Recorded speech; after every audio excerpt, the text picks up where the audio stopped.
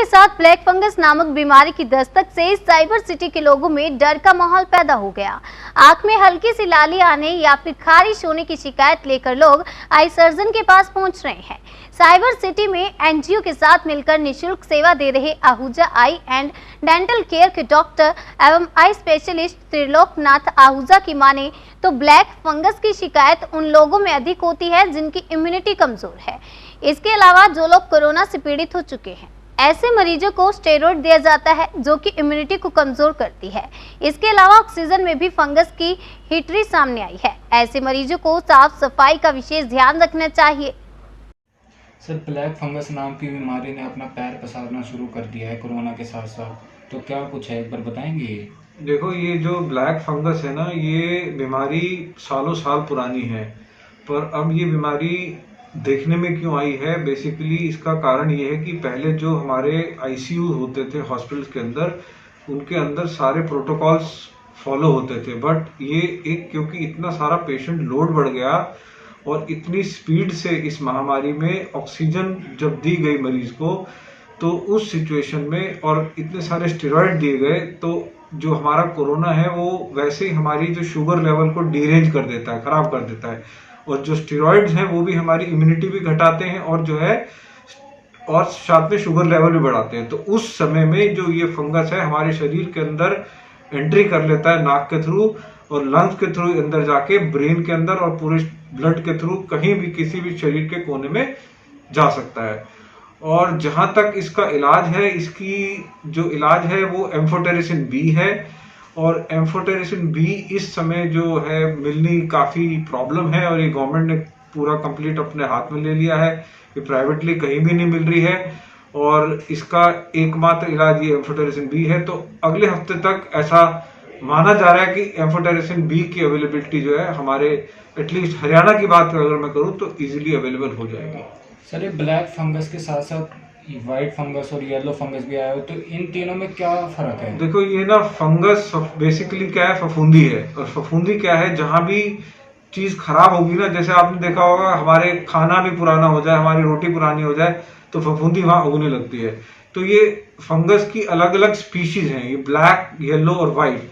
तो अब जैसे जैसे जिस भी स्पीशीज के डिफरेंट फंगस हमारे को नजर आते हैं और लेबोरेटरी में आइडेंटिफाई होते हैं, तो उस तरह से साइंटिस्ट या पैथोलॉजिस्ट हमारे उसको नाम देते रहते हैं। बट इसका जो ओवरऑल अगर हम ट्रीटमेंट स्ट्रेटेजी की बात करें तो ट्रीटमेंट स्ट्रेटेजी हमारी वही की वही है। तो सर, कौन सी उम्र के लोग ज्यादा शिकार हो रहे हैं इस बीमारी का? देखो, जो भी कोरोना से गुजरा है, जिसको एक्टिव कोरोना हुआ है और जो अस्पताल में भर्ती हुआ है और उसको स्टेरॉइड मिले हैं, उसको डायबिटीज रही है या उसका शुगर लेवल डीरेंज हुआ है, उन पेशेंट्स को म्यूकरमाइकोसिस जो ये ब्लैक फंगस ये ज्यादा हो रहा है। डॉक्टर साहब, बात अगर बच्चों की जाए तो कई स्टेटों में, जिसमें उत्तराखंड, राजस्थान और हरियाणा में महामारी घोषित की हुई है, बच्चों को लेके जो है पेरेंट्स काफ़ी चिंतित में हैं, क्योंकि अगर उत्तराखंड की बात करी जाए तो 2000 से ज़्यादा बच्चे वहाँ पे भी संक्रमित हुए हैं, चाहे वो कोरोना से हैं चाहे वो ब्लैक फंगस से हैं। ऐसे ही राजस्थान में। तो अब क्या आप इसमें सजेशन देंगे कि किन किन चीज़ों का ध्यान रखना चाहिए, इम्यूनिटी कैसे बढ़ानी चाहिए? देखिए, जनरल गाइडलाइंस तो वही की वही रहेंगी, चाहे वो अडल्ट हो चाहे वो बच्चा हो। मास्क हर किसी को पहनना है, उसके वो सबसे बड़ी एक इम्पोर्टेंट प्रोटेक्शन है और उसके सिवा कोई प्रोटेक्शन नहीं है। अगर हम यही बेसिक एक चीज समझ लें तो मेरे ख्याल से हमारी कोरोना का जो संक्रमण है वो बहुत ही कम हो जाएगा। मास्क हर किसी को लगाना है और हैंड हाइजीन सबको रखना है, क्योंकि ये बहुत सारी स्टडीज ने और साइंस ने कह दिया है कि ये एयर ड्रॉपलेट से या एरोसॉल जनरेटेड इन्फेक्शन है। तो मास्क, डबल मास्क, अच्छा मास्क, यही एक सबसे बड़ी प्रोटेक्शन है। और अगर मैं एक मैसेज दूं आपके मीडिया के थ्रू तो यही कि मास्क जैसे ही आप घर से बाहर निकले मास्क जरूर पहने।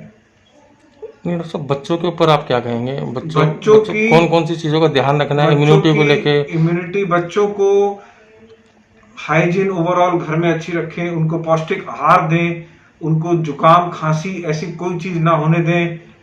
हम उनको जैसे ठंडा गर्म ना होने दें, ताकि उनको जुकाम होगा तो हमारी शरीर की अपनी इम्यूनिटी कम हो जाती है, तो फिर उस समय कोई भी वायरस, कोई भी बैक्टीरिया हमारे लंग्स के अंदर जल्दी से प्रवेश कर सकता है। आहूजा आई डेंटल केयर के डॉक्टर त्रिलोकनाथ आहूजा की माने तो उनके पास ब्लैक फंगस की शिकायत के 5 मरीज आए हैं, जिनकी जांच के बाद उन्हें सरकार द्वारा ब्लैक फंगस के इलाज के लिए बनाए गए हॉस्पिटल में भेज दिया गया है। डॉक्टर आहूजा की माने तो इस बीमारी से डरने की जरूरत नहीं है, बल्कि अपने आसपास साफ सफाई रखने की जरूरत है। डॉक्टर की माने तो फंगस तो हर जगह है, घर के किचन से लेकर हर जगह मौजूद होता है, लेकिन जब सफाई रहती है तो ये नुकसान नहीं पहुंचाता। इसके अलावा हर व्यक्ति की रोगों से लड़ने की प्रतिरोधक क्षमता भी इस रोग में काफी महत्वपूर्ण भूमिका निभाती है। जिसकी इम्यूनिटी कमजोर है, उन्हें यह रोग जल्दी अपनी गिरफ्त में लेता है। कोरोना का कहर चल रहा है और ऊपर से ब्लैक फंगस ने अपना पैर पसारना चालू कर दिया है, क्या कुछ है एक बार बताएंगे?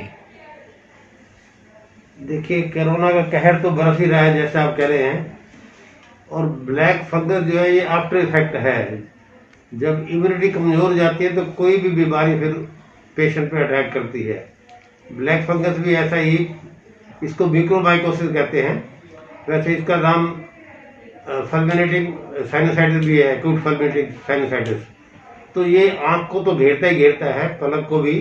हेडेक मेन कंप्लेंट रहती है, कान और नाक भी इसमें इन्वॉल्व हो जाते हैं, इवन गला भी।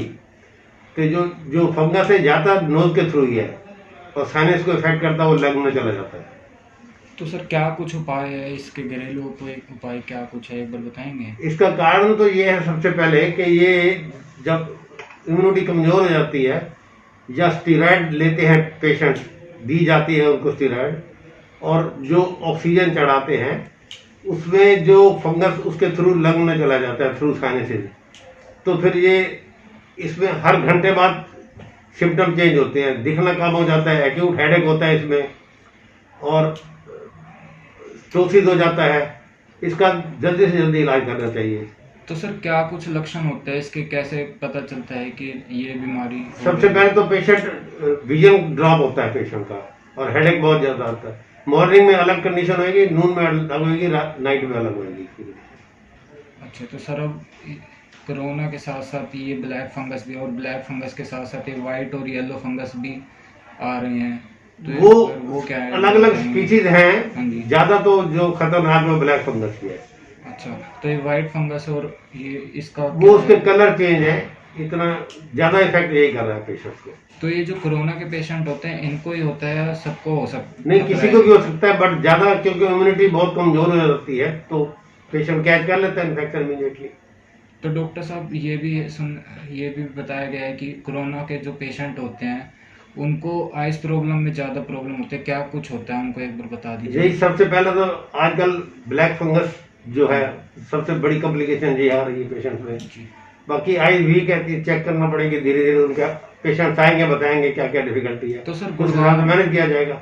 तो ब्लैक फंगस को लेकर गुड़गांव में किसी की डेथ भी हुई है? देखिए, हमारे पास जितने केस आए हमने सिम्टम उनके देख के उनको डायग्नोसिस करके प्रॉपर उनका MRI वगैरह करा के सेंटर चिन्हित कर दिए हैं सरकार ने, मेडिकल कॉलेज को चिन्हित किया। उनमें पूरी टीम होती है, ENT का डॉक्टर भी होता है, न्यूरो का भी होता है, फिजिशियन भी होता है, सब। तो वो मिल के सारा इसकी सर्जरी करते हैं। तो अभी सर आपने कितने पेशेंट का इलाज करा है? 6 केसेस हमने भेज दिए, जैसे हमारे पास आए थे वो ऑलमोस्ट वही थे, डायग्नोज करके भेज दिए।